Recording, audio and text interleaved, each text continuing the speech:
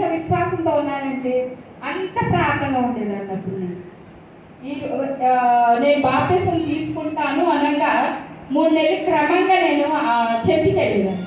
ప్రతిరోజు సాయంత్రం 7 గంటలు మొదలుకొని 9 గంటల వరకు ప్రార్థన వెళ్ళేదాన్ని. అలా రోజు చెప్తున్న వాక్యాన్ని ఏం చేసేదాన్ని, రాత్రి పడుకోబోయే ముందు 1 గంట కన్నీళ్ళు గారుస్తా ప్రార్థన చేస్తా, ఏడుస్తా 1 గంట ప్రార్థన చేసేదాన్ని. మళ్ళీ తెల్లవారుజామున 1 గంట ప్రార్థన చేసేదాన్ని. అలా విశ్వాసంలో దేవుడు వాక్యంలో నన్ను బాగా స్థిరపరిచాడు. అలా దేవుడిలో ఉన్న తర్వాత ఆ ఉద్యోగం వచ్చింది, ఇక్కడికి వచ్చేసారు, గుంటూరు వచ్చేసారు. గుంటూరు వచ్చిన తర్వాత దేవుని యొక్క ఫస్ట్ మనకి ఏం కావాలి, విశ్వాసం కావాలి. విశ్వాసం వచ్చిన తర్వాత ప్రార్థన కావాలి, ఆ తర్వాత సహవాసం కావాలి. సహవాసం ఉంటేనే దేవుళ్ళో మనం నిలబడతాం. ఇక్కడికి వచ్చిన తర్వాత నా ప్రార్థన లేదు, విశ్వాసం పోయింది. సహవాసం ఉంటేనే కదా మనకి విశ్వాసంలో ఉండేది. అలా దేవునికి చాలా దూరం అయిపోయాను.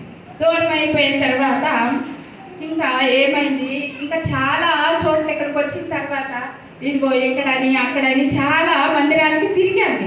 తిరిగినా కూడా నాకు ఆ యొక్క వాక్యం, ఆ యొక్క రుచి నాకు ఎక్కడ దొరకదు. అలా తిరుగుతాను, ఇప్పటికీ తిరుగుతానే ఉన్నాను అనమాట. అయితే ఇప్పుడు ఈ మధ్య చెప్పని శాస్త్రి గారని ఆయన వాక్యాలు బాగా వింటా ఉన్నాం.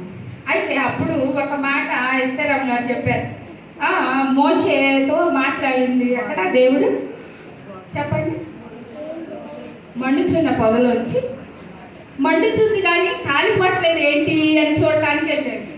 అంటే ఏంటి, మన జీవితాల్లో కూడా కష్టాలు, బాధలు, ఇబ్బందులు ఉంటాయి కానీ మనం నాశనం కాము.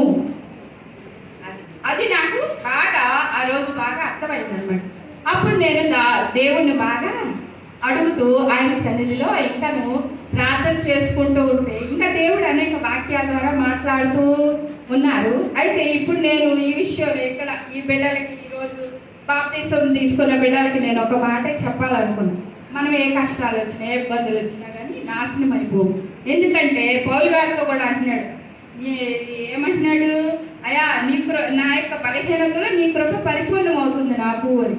మనం కూడా ప్రతి విషయంలో అలాగే దేవుని మీద ఆధారపడుతూ ఆయన కోసం మనము పరుగులెత్తి పనిచేసే వారంగా ఉండాలి. అలాగున మేము అక్కడికి వెళ్తూ ఉన్నప్పటి నుంచి ఇంకొక మెట్టు ఎక్కుతూ మేము ఇంకా దేవుని సేవలో కూడా పనిచేయడానికి దేవుడు మహాకృపను కలిగించాడు.